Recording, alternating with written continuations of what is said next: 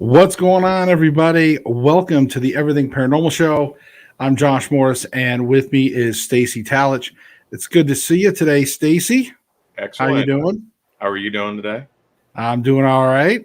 I'm pretty excited because I think since last week, of course, I had a special guest on last week, but I got to do an investigation. I got to go out in the field a little bit, not a whole lot, not like in the weeds kind of deep, but I got to go out and do an investigation and try to help some people in need. So I wanted to kind of talk a little bit about that tonight, along with your wisdom also, then and your inputs, so we can maybe try to help other people that maybe they don't have a team, maybe they don't have an investigation team nearby.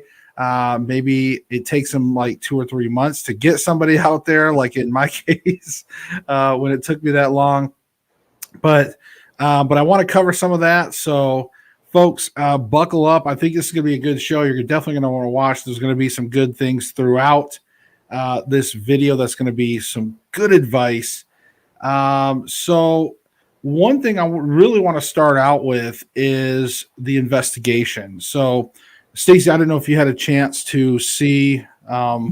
It's not a real long video, but I know it's kind of hectic this time of year. Did you happen to, not trying to put you on the spot, but I mean, No, did you happen to? I saw it. Okay. The dowsing rods and Okay. the EMF meter that was like buried the needle kind of thing. So, Right. And those yeah, are the I saw things it. we're definitely gonna get to that. And folks, if you didn't get a chance, I just released it's I think it's called like Morristown something haunting and more. I don't know. But you guys can check it out. It's one of my latest videos. It's on my channel. So I think it's go called check it Four out. Ghosts. Huh? I think it's called Four Ghosts. Yeah, like I think on the thumbnail it says like four ghost haunting. I think it's all called a haunting in Morristown. Four spirits haunt a family. Go check that out. Um, it's a short video again, and and I'll explain a little bit of that as well. But 17-minute video really. So go check that out so you can kind of get an idea of once we discuss this stuff. Don't check it out right now. Like wait till later and check it. Watch the show tonight. But in any case, I really want to dive into a little bit of that just because I want to use that as an example. Anytime we have real life cases like that, I'd like to use that as examples for people that may be in similar situations. So let's talk EMF first. Okay. So what do you know about super high EMF problems? Well, practically everything gives off an EMF frequency, or electromagnetic frequency is what EMF stands for. Everything from your light bulbs, your electronics, even plants give off a low level EMF field. They can even photograph it on people with what's known as Kirlian photography. And it actually catches the different levels of EMF coming off of your body or your aura. And it's like a mood ring. It will change and fluctuate and do all kinds of different things, some based off of your demeanor and your mood and all kinds of different things. But it's a real thing. It's tangible. It's measurable. It's even in the light spectrum. So it's not something that is new agey. And when it gets into high enough frequencies, like with electronic devices or bad wiring in your house or a microwave oven, anything of that sort, it can actually change your EMF frequency and create hallucinations, headaches, even long-term exposure has been known to influence things like cancer. So it can be very dangerous in a prolonged scenario. Right. And and so one of the things I experienced when I walked around that house is just pockets of mass, as you were saying earlier. Like when you watch the video, you'll see the meter just peg out at certain places, And even throughout, on average, it was still reading like halfway on the meter, going up in the yellow. Through a lot of the home, there was just really, it's really just trying to find a few spots that were actually down in one level of green. I don't think the meter was ever off, like as far as in no lights. There was Yeah. always some type of EMF.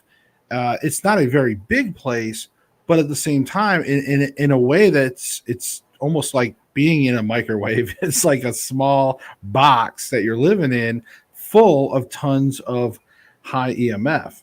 So, so it is really important for people to understand that. So, what I like to tell people is and I'm gonna have to grab it. So, because I want to. Here we go. So I've got two, for example. All right. So you got your classic kind of K2 meter. This is what you see a lot in the Go shows, but this is a really good one. It's a good meter. And then there's this one here from Cambridge Labs. And actually, if you're going to do like a home sweep and you don't want something that's necessarily as impressive, I would say go. When I say impressive, I mean impressive for the cameras. Like if you're not filming anything, like K2 is impressive because this is like universal. So when people watch YouTube videos, they see this and they're like, "Oh, ooh, cool! It's that meter that everybody sees in all the videos." But actually, and I think I might have to change the batteries on this one because I haven't used it in like forever. But this one, yeah, I might have to change the batteries on this one. But this one here, if I'm not mistaken, has some like microwave levels also that it detects. It detects a couple things, but this is really for what you should use to sweep your home with. Um, and in all honesty, what I tell people is like, look, whether you do this or this, walk around and test your home, but don't think of it like a ghost meter. Okay. When you walk around, it's going to go off. Okay. You're going to have those issues. You're going to see the lights at different times. And some homes, like for example, in my home, I walk around, our home is like, I think a 68 model, so to speak. It's a house, not a trailer. That made it sound like I was like living in a trailer, but it's a home, but it's like a 68. I think it was built in 68 or something. So the wiring's not bad. And again, I can walk around, and for the most part, it doesn't hardly really read. There's only a few spots every once in a while, a couple little hot spots where you'll see it kind of go up a little bit in a few areas. And I think it's important for people to know as well. But let me finish my thought because you guys know me, I get sidetracked. But walk around and do a base level reading. Okay, walk around and just measure and just get a feel for what is currently in your home. And then if you see these little hot spots, just come back to them every once in a while. And a lot of times you'll see that they're hot spots, you know. And then now what I was getting ready to tell you guys is keep in mind EMF is not it's not frozen in the air. Okay. These waves move around. So this is where sometimes they get confused for ghosts. So uh is there anything else that you wanted to add as far as investigating EMF? Uh, Other than what we just covered, the EMFs themselves, uh, like you said, they create ghost images of ghosts. They don't necessarily mean you have spirits. Uh, it just means you have EMF fields. Spirits will trigger those things because they have an EMF field themselves, and it amplifies, it fluctuates in frequency and in intensity based on their will.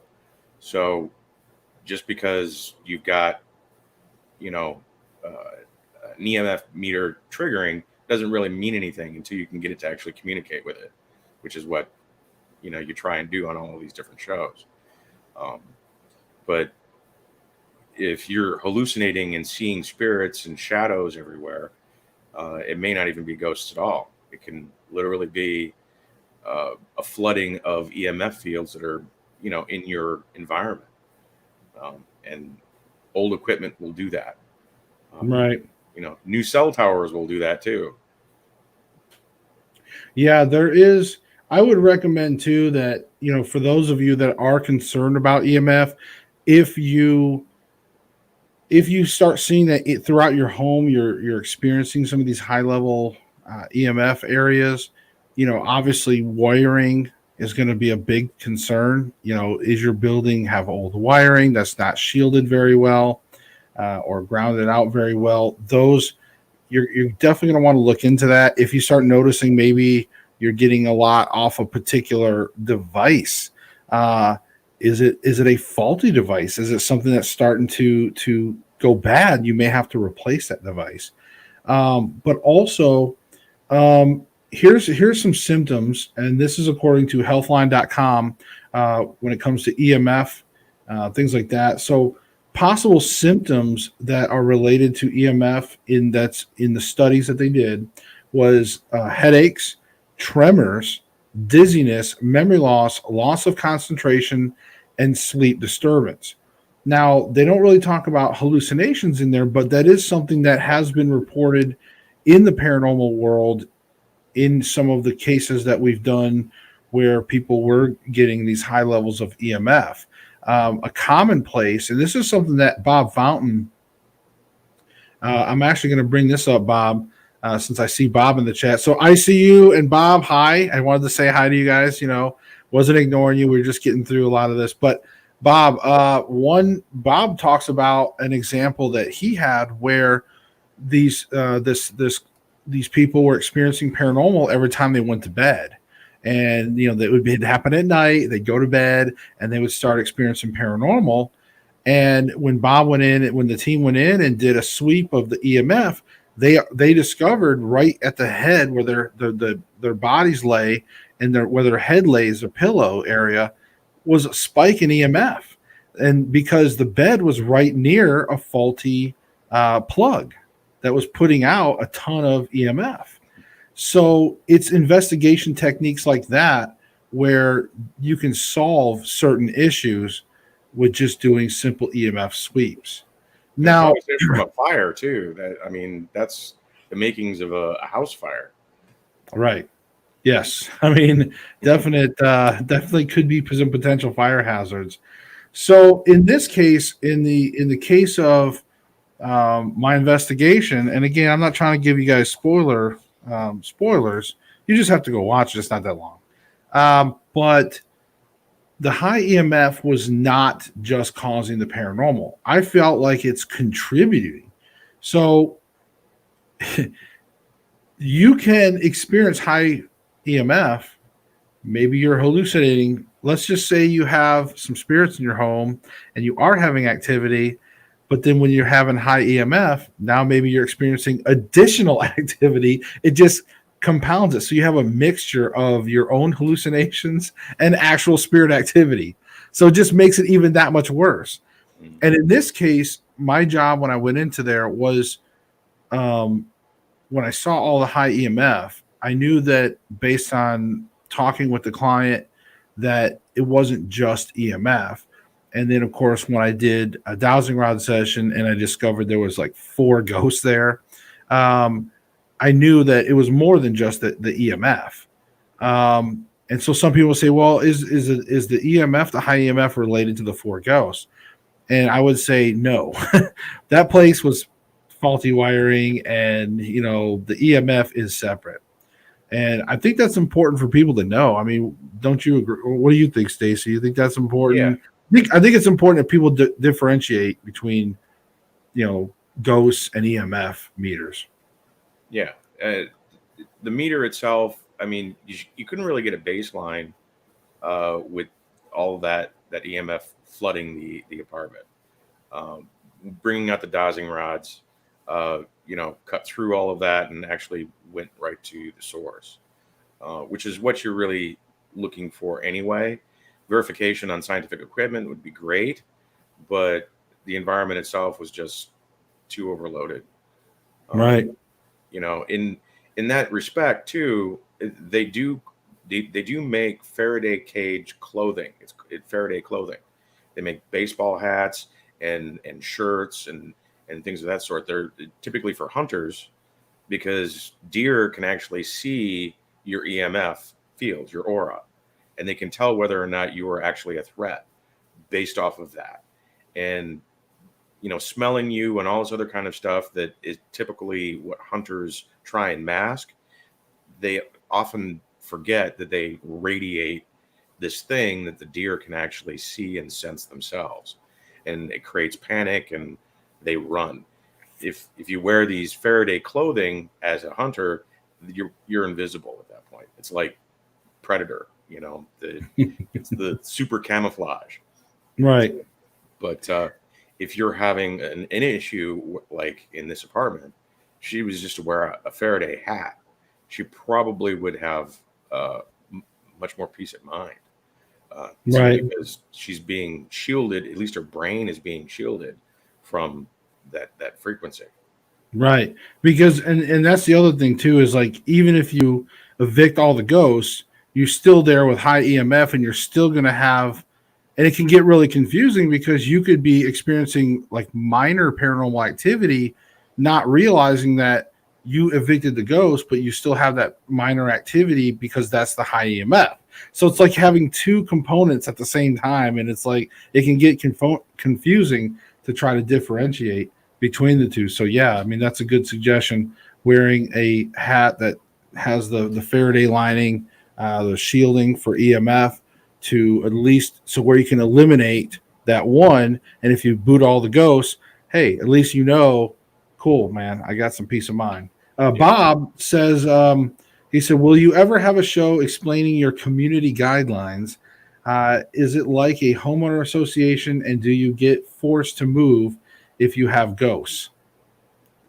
So, and then he says, if they stay in one place, it's typically not a paranormal and can be shielded. Perhaps do a show on how to shield certain gear or wiring. Again, I think Stacy did he probably read that, but he covered some of that with the Faraday cages and things like that. When I went to the investigation, like, here's the thing, and you see it in there. Like, I talk about it I left it on the video on purpose because, Tara, we had set Tara up to do an interview, to where she could tell her story about some of the history of what she's been going through.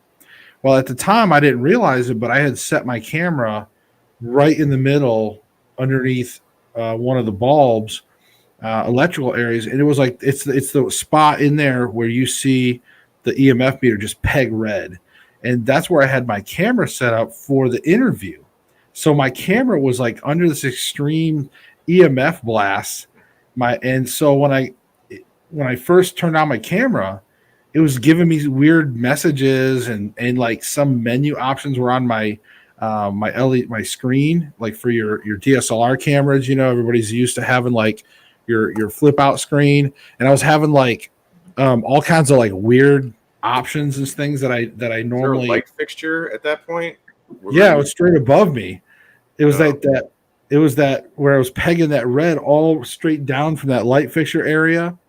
You might want to get that looked at. If it's got some bad wiring to it, you don't want to fire starting in your ceiling, right where your light fixture. Well, and that's the thing, is there's a landlord situation involved in that. So that's something that, like I said, the client is going to work with the landlord.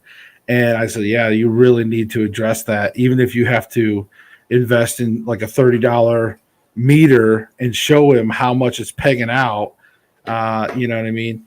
But yeah, anyways, so my camera was there. We set up everything, and I set the lighting up and had it really cool looking, and to do like this nice interview, like when you see the person sitting there and they're giving their testimony, to the camera. Or off to the side, I had everything really nicely lit, and it was all nice. It was done really well and recorded. In fact, when I hit record, I had a couple error messages. I had to do a couple different memory cards.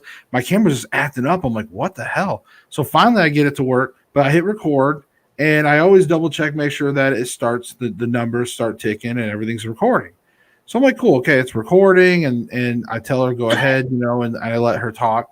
So she gives her story. It was some good things, um, and I was cool.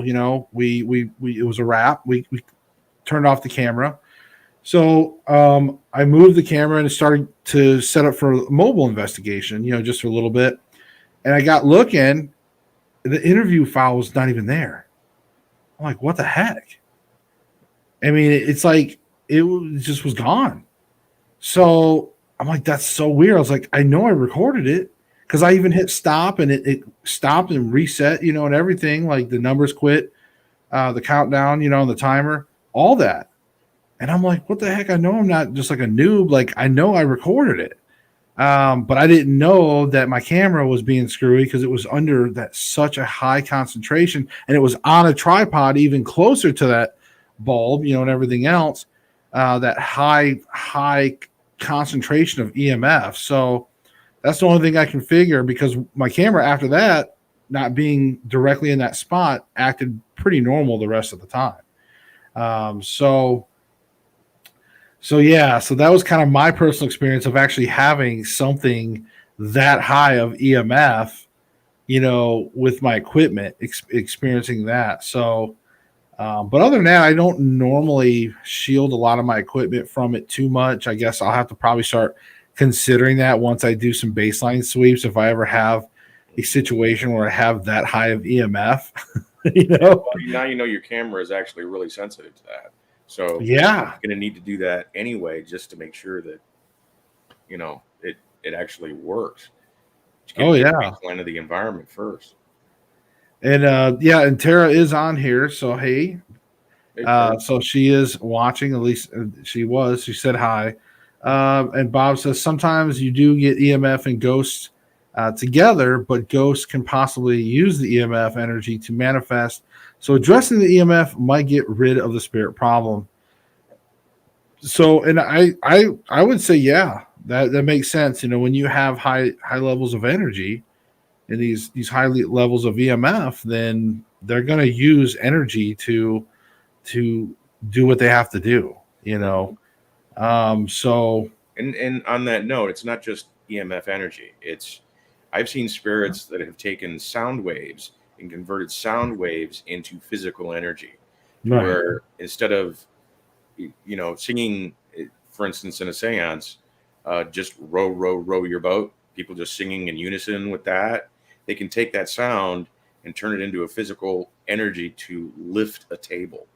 It's Right. Energy can be converted by the dead, by spirits, very easily. They just need the energy to exist in order to convert it.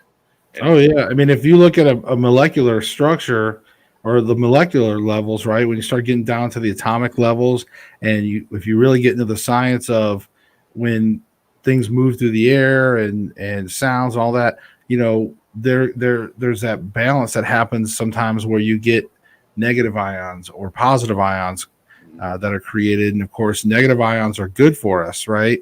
They're the ones that make you feel good. So like waterfalls put out a shit ton of like negative ions. So whenever you go see a waterfall out in the woods, it makes you feel good. That's why when you go in nature, and especially with running water and waterfalls, you feel good because you're actually absorbing a lot of negative ions coming off that. It's the positive ions. I know the wording may sound opposite, but the positive ions where we start getting into your industrial areas or even your inside your home, it's not too bad. But again, you can get some of the positive ions, but those have illnesses as well. I actually did a show on negative and positive ion influence a long time ago. I probably should bring that up again one day. We should probably end up getting more into that, but I talk about the effects and how that can create. In fact, I even did some theory crafting on why or how spirits may be able to manipulate the energy, changing it to like a positive ion in one particular area, like say almost like putting a space helmet over you, like or like a cloud over your head of positive ions. And that's why sometimes you have investigators that start feeling nauseous or sick, and they're like, I got to get out of here, man. You know what I mean? We've seen it on TV, of course. But even just in real life, we've had investigators that have just not felt good, and they've got to get out of the area. And so part of my theory crafting was how the spirits, since they can manipulate energy, it would make sense that if they manipulated the energy and created these positive ions right, around you, you're going to feel that effect and nobody else will. They're not filling the whole room. It just takes right here, just an area of doing that. So what do you think about all that? Yeah. Well, like I was saying before, you put out an EMF field yourself, your aura, and it has many different layers to it, depending on how evolved you are or how healthy you are. Different things of that kind. You'll have more layers to it than others. You even have, your chakra points, which are vortexes of energy, and each one has its own cycle to it, like the cycle of a cog in a watch. And those things themselves, you screw up throw a something in the spokes and lock that up, and it can really mess up your whole demeanor on everything because it's a feedback loop. Um, it's that's part of the spirituality side of the Eastern philosophy and all that, but it's not magic in that regard. It can be photographed. It's a real thing. It's physical, and it is just outside the visual spectrum, but it's still within the light spectrum. Right. And the military has spent a lot of money creating devices, what they call non-lethal devices, that do nothing but screw with your aura and knock you off your feet. Everything from microwave stun guns to actual EMF cannons. Right. You know, there's a case where the Cuban embassy, uh, you know, got hit with one of these cannons, and everybody inside started, throwing up simultaneously. And it, you know, Good. it was an act of war, but it was something that the Russians were testing in Cuba against the American embassy there. So, Right. Yeah, I know like they do I've seen like some of the sound stuff too, like when they do the frequency yeah, things, the frequency they employed some of that even during we had that rioting going on last year. They did some sound stuff as well. ultrasonic sound. Yeah, it doesn't, unlike other sound, like what you're hearing right now, your speakers are vibrating the air. It doesn't do that. It actually goes beyond the air and vibrates the bone in the back of your ear. So it sounds like, they call it the voice of God. It sounds like someone's literally right there in your ear telling you something, but it's being projected from up to 2 miles away. No See, one and else that's can hear it. that could easily open up a rabbit hole. Like easily you could get into this discussion easily on because that's some scary shit. Like, I mean, we're talking like Well, that's commercially where available now too. You can buy. It's called Sonic. The company itself is Sonic Halo. Halo Sonic. That's what it is. And they sell ultrasonic speakers that you can purchase for your own use. They have them right. in museums. You're walking along, and all of a sudden, you're hearing sound that's right there, and nobody else can hear it except for you in that one little spot. It's because it's right up above you. Um, and they sell them, for security systems and all kinds of other things. Um, I mean, can you imagine like if you what you could do to people? I mhm. mean, if all of a sudden you just got in their head and you're just like, I am God. They're just like, what? Like, I know what you did. Discovery actually did that for their premiere, the first season of Paranormal State. They created a billboard on top of one of the buildings in New York with one of these speakers pointed down on one particular spot on the sidewalk, and it had a little laser, uh, trigger. You walked into the laser, and you would hear a whisper of "Look up, look up," and people are like, what's going on? Because it sounded like someone was whispering right in your ear. You look up and you see the sign that says paranormal state. Um, you know, I wanted one myself as a home security system. Somebody walks up to your house and all you hear is kill, kill, kill, kill, ha ha ha ha ha. Right? I know that'd be hilarious. Right in your ear. Say, I'm right behind you. You don't want to break in my home. No. Rape charges get less than murder charges. Oh wait, what? You don't even have to hear a voice. It's just the shotgun. Right? Yeah, Right you hear shotgun rack, man. That's like a universal, yeah. Scary sound right there. Oh, but yeah, Bob said, yeah, sonic speakers will be great in bars. Remember the movie Real Genius? Yeah. Um. So yeah, I kind of want to move into, now that we've talked a lot about EMF and the dangers associated with that, and and again, I tell people, hey, whatever you missed the first half of the show, make sure you just go back and watch later. So sorry, but Darren, yeah, we were go talking back. about you. It was all about you the first half. So yeah, Terry, you missed the whole thing. We were talking about EMF stuff, but we're still going to be talking more about this case as an example, because again, one thing I discovered when I was there was like 4 spirits. Now, this isn't the first time I've been in a place that's had multiple spirits and things like that, but in a residential home, I don't always see a lot of multiple. Like I might see a couple spirits or whatever, but again, 4 spirits, again, it's not unheard of, but this is something I wanted to kind of talk to some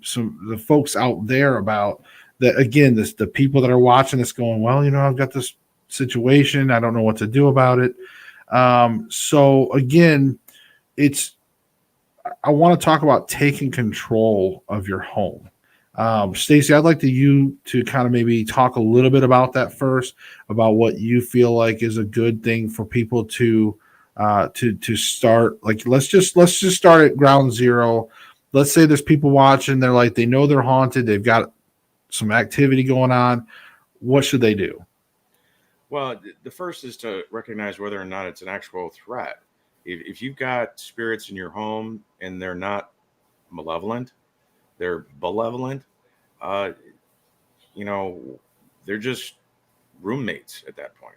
If they're, doing things that are harmful, a little bit creepy, maybe, like moving things around, whatever. But as long as people are not being harmed or feel threatened, um, just because someone is dead or a spirit doesn't mean they're either a demon or an angel. They're just people. And, sometimes people that you may have known in life who, let's be honest, might have been an SOB in life, recognize, from a third person point of view that, yeah, they were kind of an SOB. So they want to actually help you now, correct the problems that they created by being an advocate or being a That's guardian. not the rule. That's not the rule of thumb I use, but yeah. Yeah. I see that point.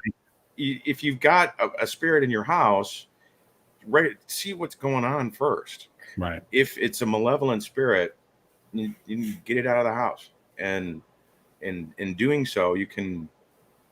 There's a lot of different ways, but the simplest is to use camphor.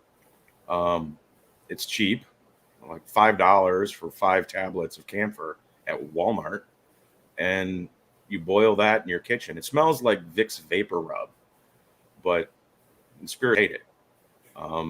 They evacuate the place. Don't use sage, white sage. Everybody likes to use white sage. Sage is what Native Americans use to attract spirits to their sweat lodges. They would use brown sage, which smelled like ass, to evict the spirits from the sweat lodge at the end. This is the direction in which you need to understand how cleansings work. If it's sweet smelling, it's an attractant. If it smells like you wouldn't want to be there, then neither do the spirits, and that's what expels them. And use that to get rid of all of the spirits, and set up wards around the property at that point, so they can't come back in. It's, you know, it's not a um, something that needs to be a big mystical event. It is in Latin American countries, it's as common as trying to get rid of cockroaches.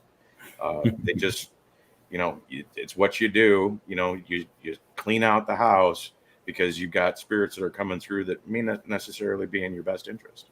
Yeah. And I personally say evict all the spirits from your home. Don't try to pick and choose. Like, if you have one that's negative and three, like in this case, in the investigation, there was three female spirits that were like on the positive side and one negative male spirit.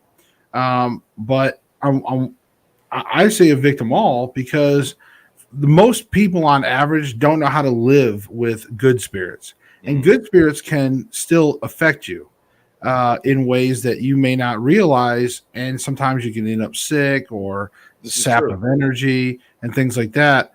So, and a lot of your normal everyday folks don't know how to just live with keeping Casper the Friendly Ghost around because, again, there's consequences.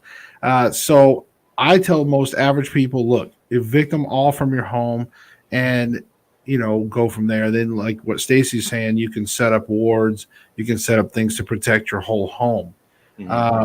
But what's some of the effects of keeping a good spirit, though? I want to let you answer. Like you were saying, spirits themselves, even if they're good, they affect the environment. They have to use elements on our side of the veil in order to affect it.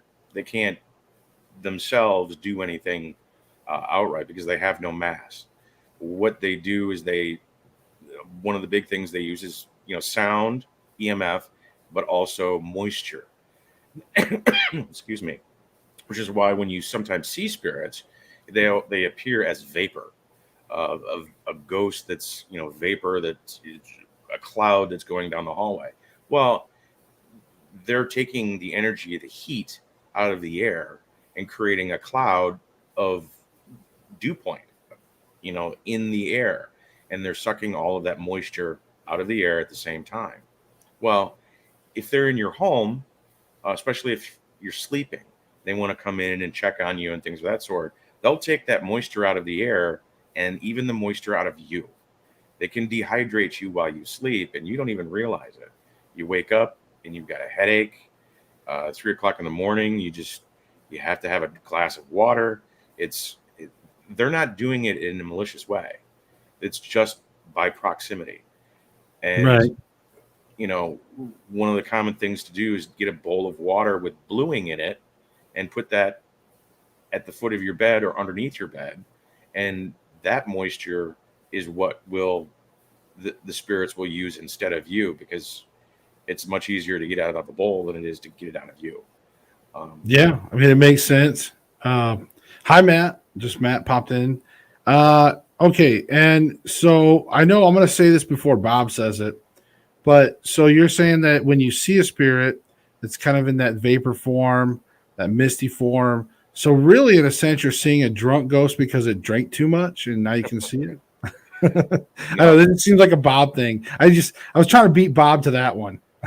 Yeah, no, they're just taking the heat, the energy of the room temperature out of the room or out of that spot. That's why you get cold spots sometimes when you're doing investigations.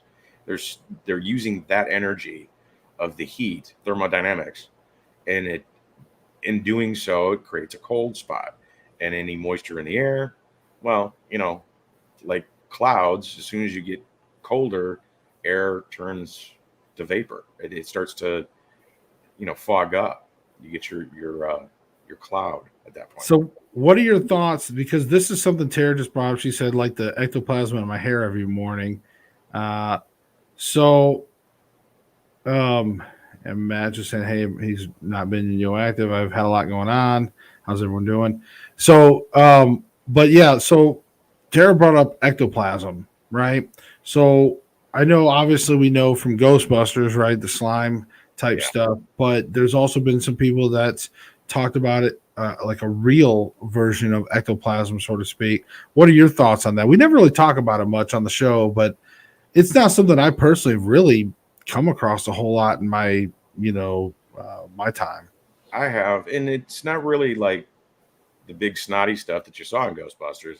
It's more like an algae scum, and that's really what it is. It's uh, the bacteria and things that are actually in the air suddenly become supercharged, and you can get it on, in that bowl of water. Even you'll see like it's got bluing in it for a reason, to try and keep it clean, to keep that detergent in there, but you'll still get that pond scum kind of stuff over the top of it, because that's the ectoplasm. The spirits are touching it and pulling it off. That contact is, it's the perfect environment for these microorganisms to, multiply and grow. Yeah,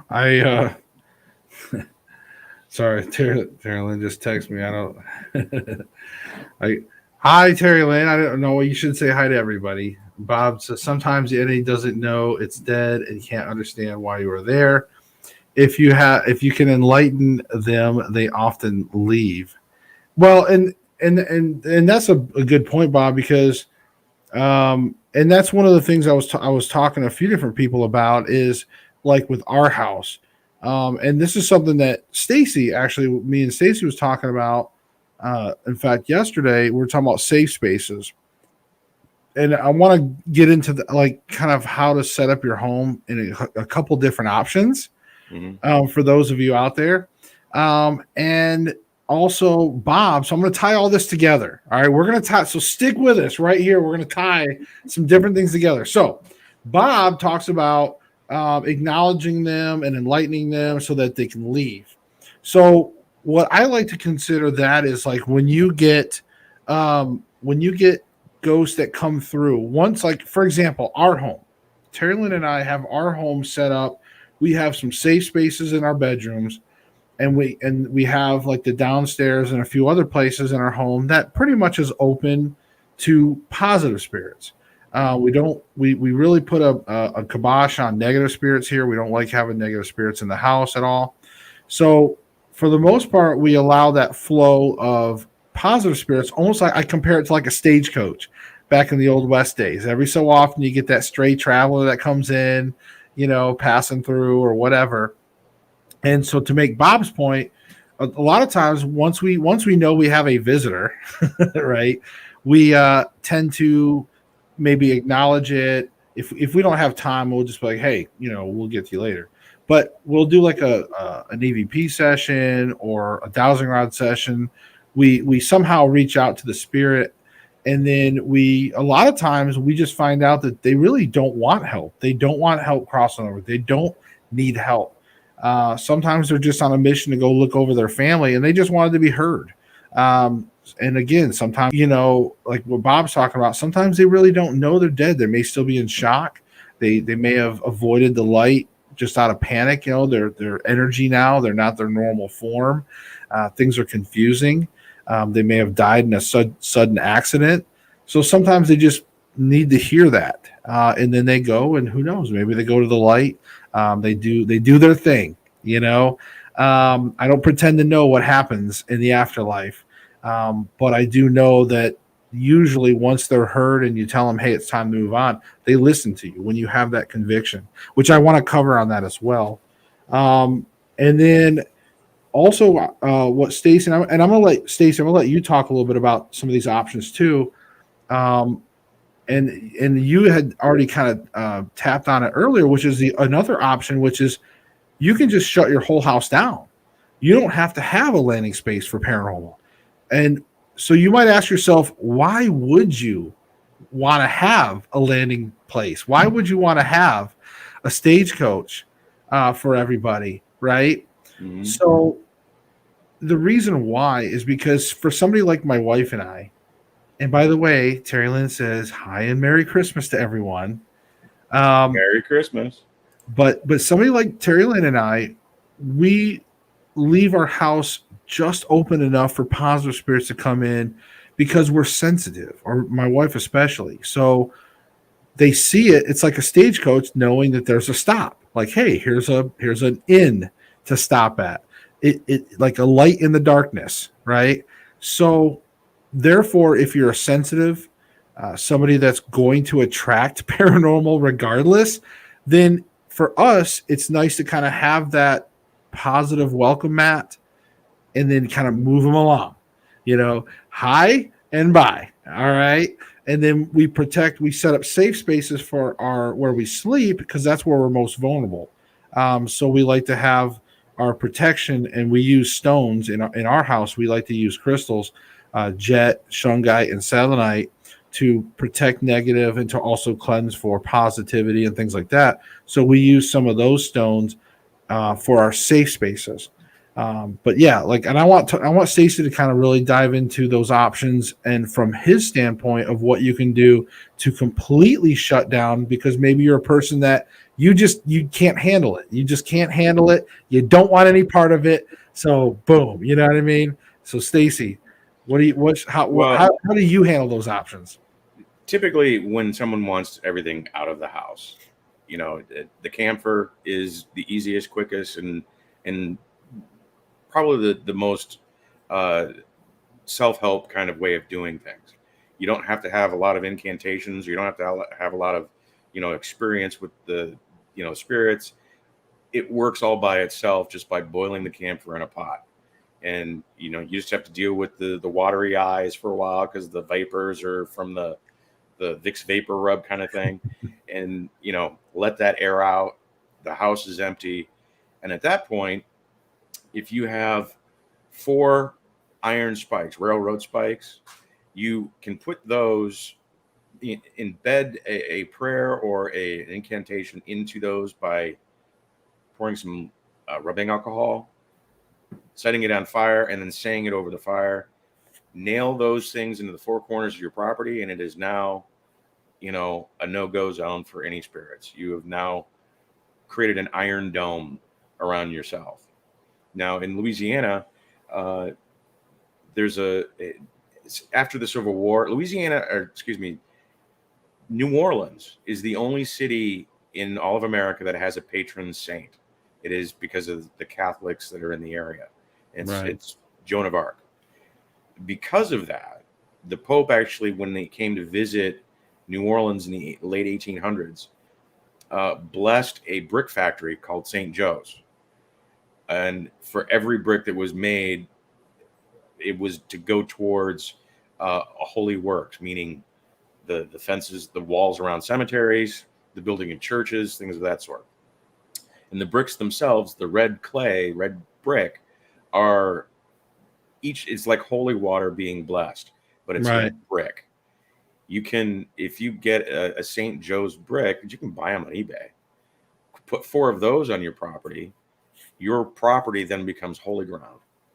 Nothing that is of negative spirit can actually enter that property because it is now holy ground. Good spirits can come, angels can come, all that good stuff.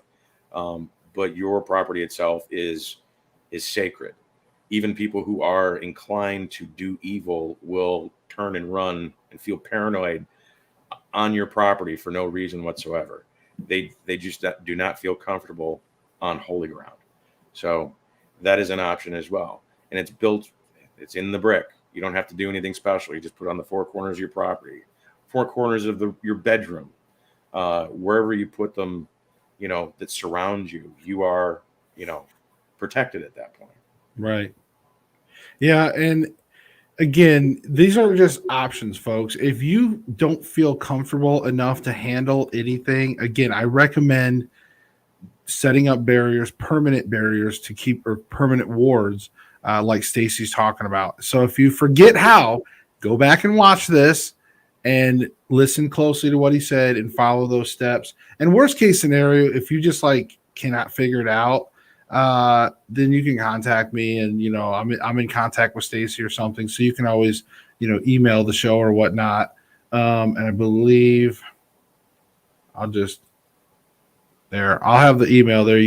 I'll just scroll it down here. So again, if you guys don't know the email, if you need to reach out, if you have any questions, comments, anything like that, you can just keep an eye on this banner down here on the bottom of your screen, and it'll show the email every few every few seconds or so. All right, I want to get back to some comments. I want to catch up a little bit. Let's see. Terry Lynn said Merry Christmas. So ICU said, do you mean portal, like landing space, portals everywhere?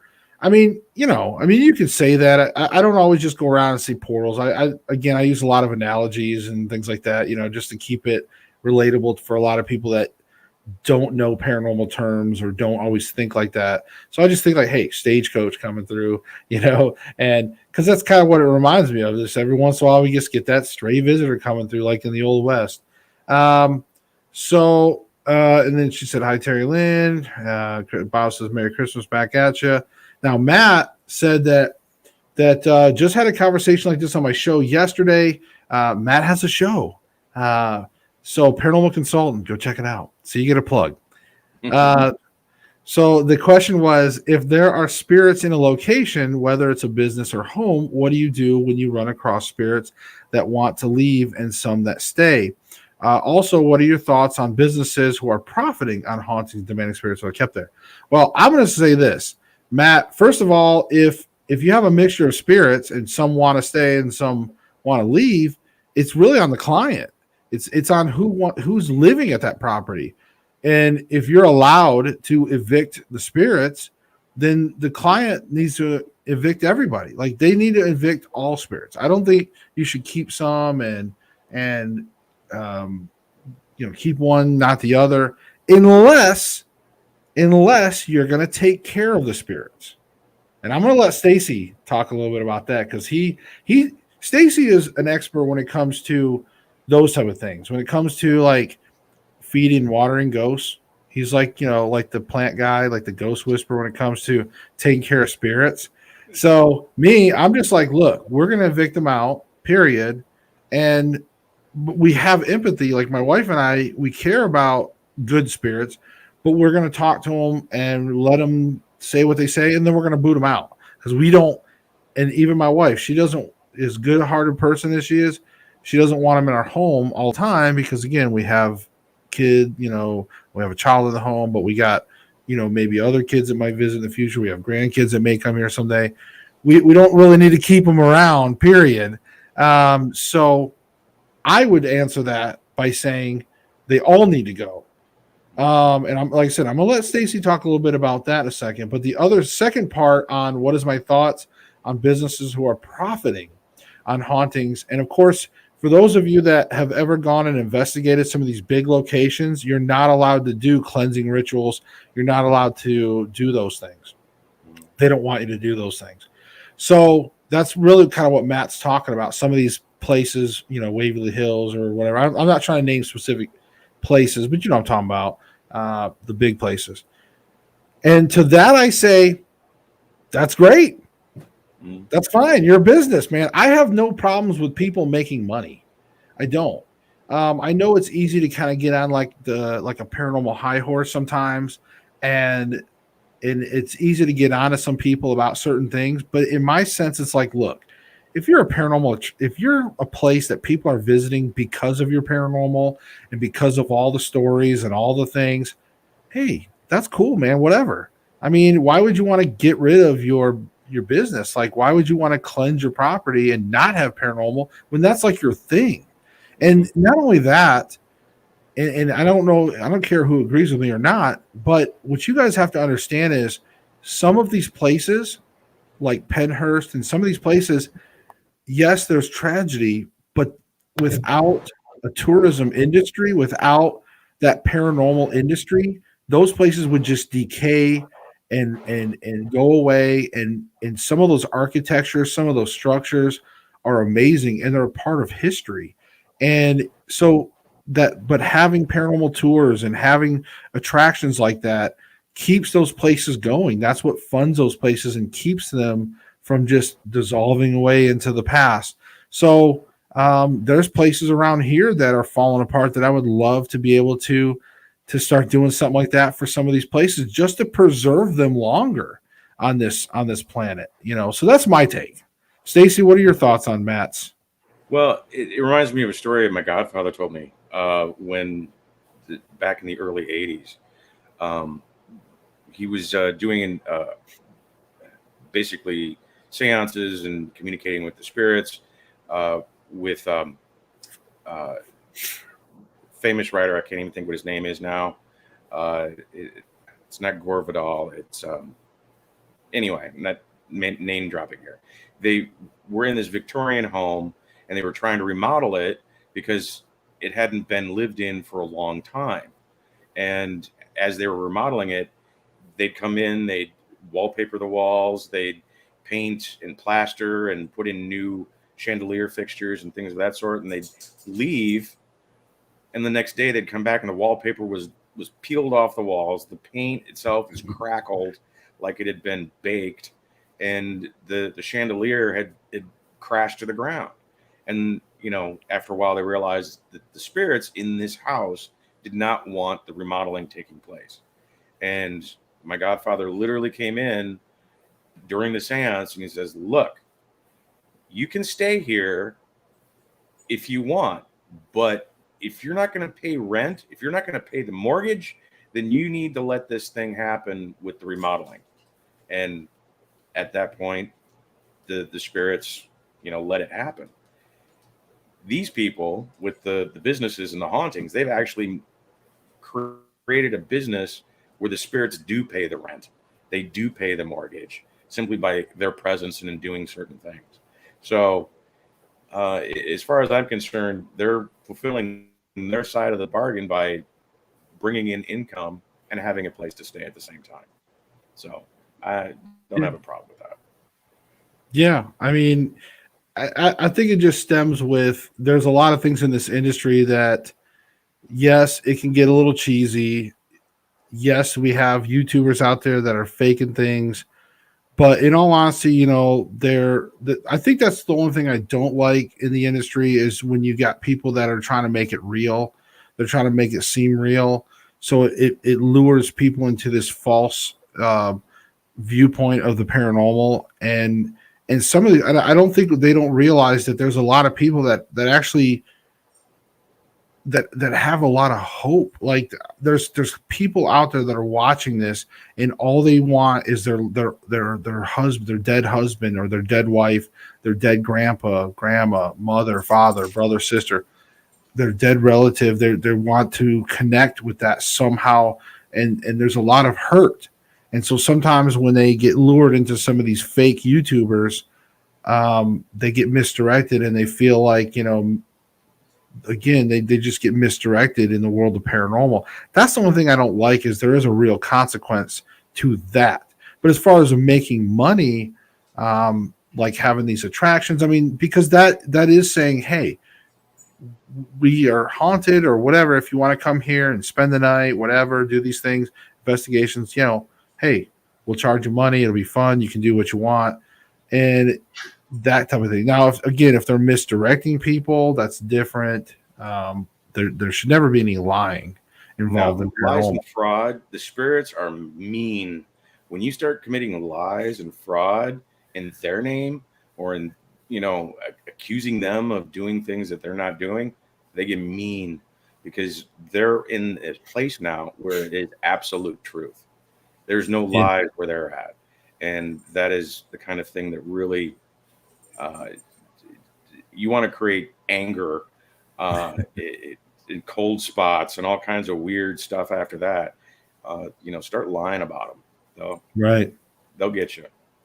And let's see, Bob says, I make every attempt to never let them in my house. I keep all my gear away from the house. I smudge my gear ASAP after an investigation, and I wear protective crystals when I investigate.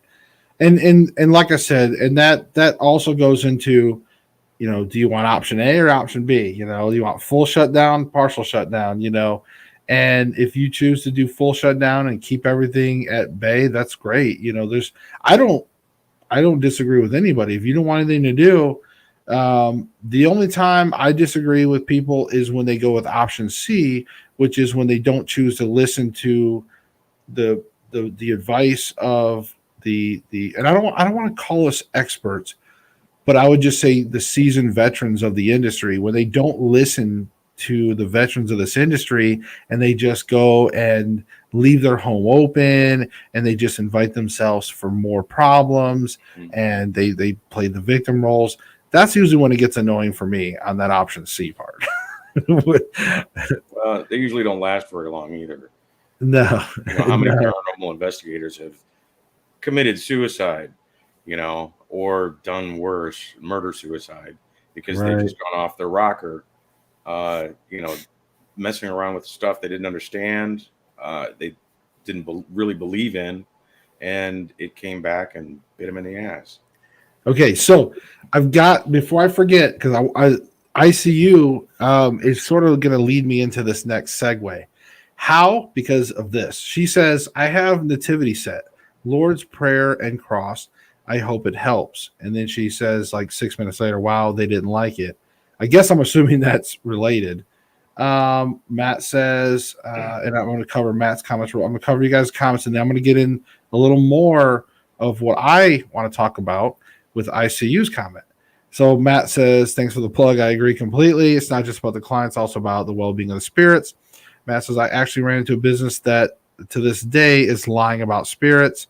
And Bob says the entities can screw around with my team. I laugh out loud. So yeah, if your team is leaving themselves open, then yeah, they can go home with the team and not you. Matt, yeah, that's what I was saying earlier with businesses. If they're lying about it, now again, you got to be careful. Some businesses, again, they may feel like they really are haunted. Maybe you go in there, you're like, this place ain't haunted, whatever.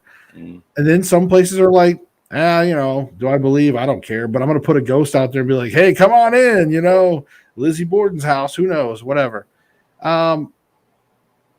Again, if I feel like it should be open for interpretation. If you go there as an investigator, like whether you get suckered into going there, like let's just say it's a hotel and they're like, oh yeah, we got spirits, and they know they're like, we have never had any hauntings here that we know of.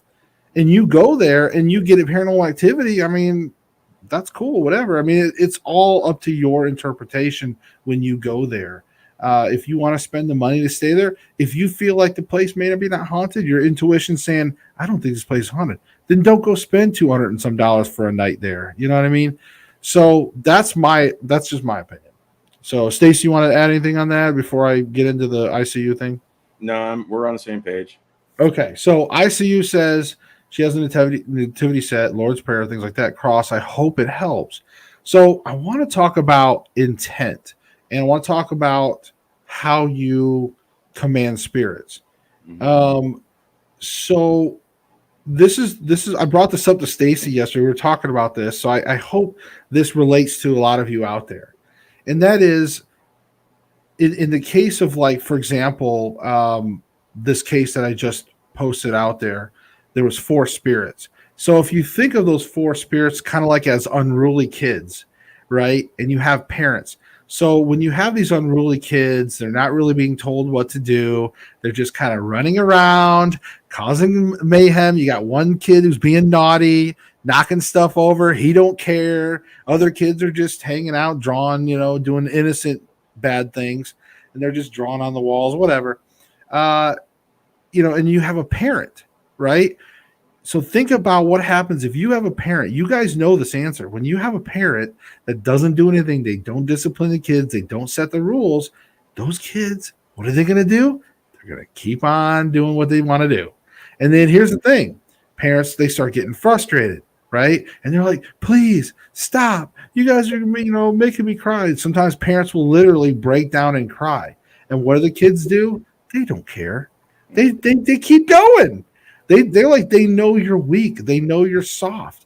It doesn't matter. You can get upset and you can yell. But guess what, guys? Everyone out there watching this, I'm sure, just about everyone, at some point in your life, whether it was your parents or you witnessed this happen or you yourself, at some point, you seen a parent that turned it on and they just was like, all of a sudden they had enough and they were like, listen up. And you seen the kids and the kids are just like, and they all of a sudden went from that unruly child to, oh my God, they're terrified.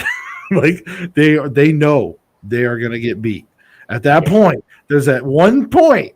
And the reason why I bring this up is because this is the difference between homeowners that have spirits in their house and they can't seem to get a handle on it. And then they say, well, I tell them to leave. I tell them, I'm like, get out of here, please leave.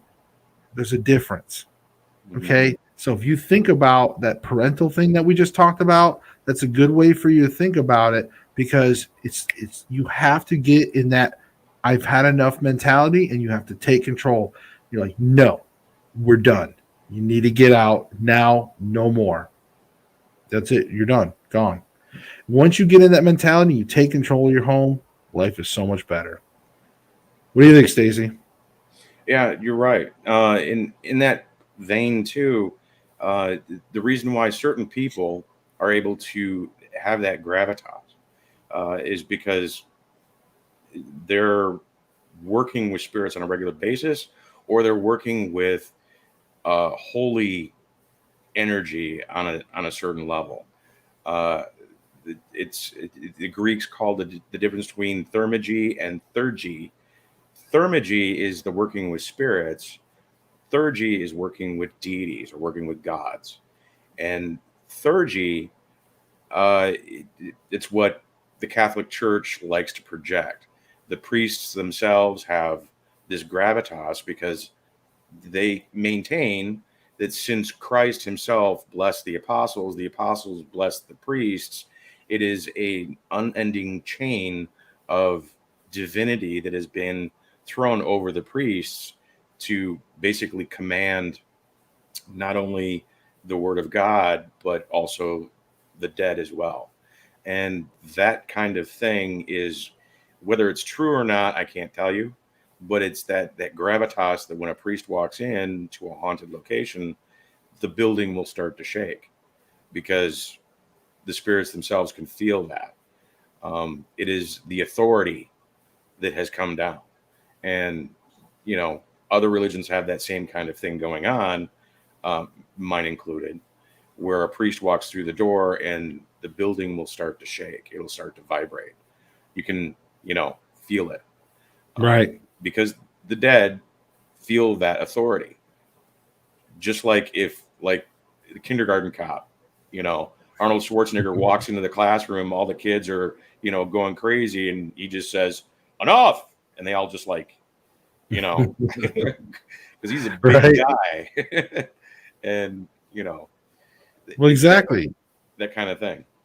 Exactly. And I think that's the point I'm making, you know, on I guess I just kind of make it on more of a ghetto level, like, a down to earth parent level. And, but that's why I like having you here, because you can give me the educated level and I just break it down, make it sound all ghetto like. So the parent, come on now. But yeah, but that, and Stacey's right. This is what we're talking about, is just that empowering, and once you have that assertiveness, once you can master that, it may not be the first time. Maybe you really do have enough of your paranormal and you're like, hey, get out. But it might take you a little bit to truly get that, where the kids listen. Oh, they mean business. So don't give up. And of course, I try to help teach, clients, those things. I like to teach clients tools to start managing their paranormal, because I can't do it. I can't always do it all. Like, you can't have a team sometimes come in and just get rid of your problems. Sometimes it takes effort on the client's part to work and do things, to learn certain things, or help maintain wards or whatever it is. Well, There's going to be work. it may not even be the place that's haunted. It may be the person.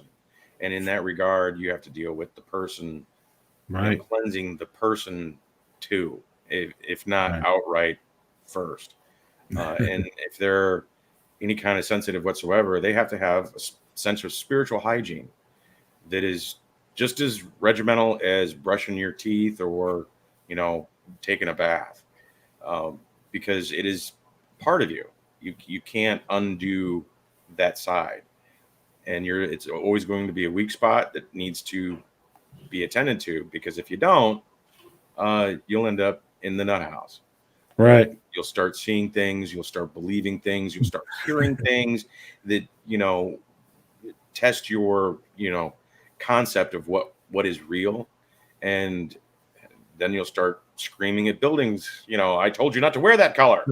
It's people will take you away because it starts off as a spiritual malfunction with the spirits, and then it turns into a mental malfunction later. Right. So you have to deal with the spiritual side before it becomes a mental thing. So I'm gonna catch up these last few comments, and then folks, we're gonna start shutting it down. Unfortunately, I can't do 2 hour shows tonight because I actually have to work tonight, folks. I know. Normally, I've been having Thursday nights off, but got to make that money. So unless you guys really start like getting the message across, and you get me like, I don't know, say 100,000 more of you, then maybe I could quit my jobs. And then we can talk all night long if you want. That would be great. But in any case, folks, no, I love you guys. You guys are really what makes me do this every Thursday and keep going. So Bob just says the entities can screw on my team. Okay, yeah. We had an old funeral home in town that was truly haunted. A new owner faked some stuff to make it on command. People found out, and no one ever goes there anymore. Yeah, some of that's self-policing. That's always nice when if the word gets out, and sometimes it might be what you have to do. If you discover that a place is faking it, you just might have to call them out or spread the word among other people in the community. But yeah, boy, Bob says the priests are drawn to little boy ghosts. And Matt's like laughing a lot. Currently at work. If it helps, I shared this out on my page and others. No, I appreciate that. But guys, great show, Stacy. Did you have any last things to add? No, we covered the gamut of pretty much everything that needs to, as far as keeping things out of your house, your own hauntings, things of that sort. If you got any questions, you can reach out to either one of us. Yeah. We will help you any way we can. Oh yeah, and absolutely, like I said, Stacy's right. It's not easy to master that control of your home. Again, this is why inevitably, if you have, and this is a couple quick subjects I really want to cover before I get off here, and I'm going to try to make it quick. One is if you are having paranormal issues, again, you don't have to just run out, grab start doing an EVP session, or a lot of times people do that and it makes it worse. So really, step one, if you're an amateur, is reach out to somebody like me, even Matt Barron here, Robert Fountain that you see in the chat, Bob Fountain. These guys are all they have experience as well, but you can reach out to us. Or look in your local area. There's websites. I want to say there's. I'm gonna have to look it up for you guys. But there was one. It's a universal website that has like 5,000 or more plus like paranormal teams. It's like a registry of paranormal teams. It's pretty cool. But I think it's Paranormal Society or something like that. I don't remember. But anyways, there's all kinds of ways to look up and see if you have paranormal investigators in your town. You can type in like a Facebook search of like paranormal and whatever your town is, who knows, but reach out first, find somebody to come out and investigate and maybe start guiding you in that right path. And if you feel like they're not the right folks for you, or you feel like after talking to them, you're uncomfortable, again, reach out to us. You're always welcome to reach out to me as well, and I can see what I can do for you remotely, or who knows. But I wanted to make that point. And the other point is this time of year, folks, it's Christmas. I'm not trying to bring anybody down, but it's Christmas time. It's the holidays, whether you celebrate Christmas or not, whether, whatever your religion is, but it's the holidays. There's many holidays for a lot of religions right now, and it can be very depressing. Depression is real.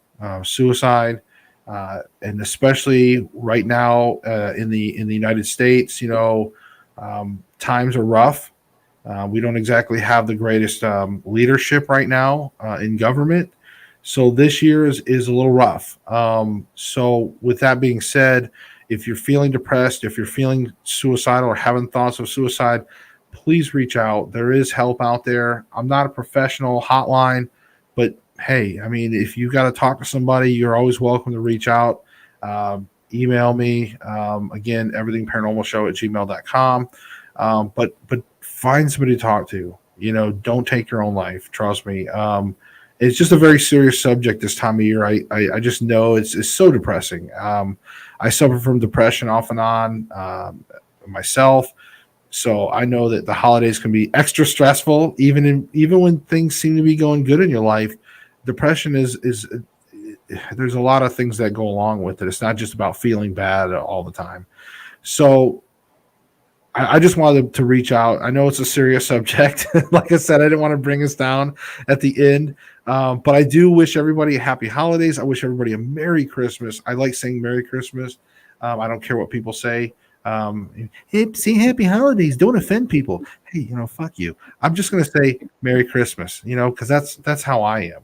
I'm telling you that, and you can take it how you want. But I love you guys out there. I really do want to see you guys have a Merry Christmas. I want to see you guys have a Happy New Year. I really want to see this new year come in. I think 2022 can be a good, positive year. I really do. I think it can.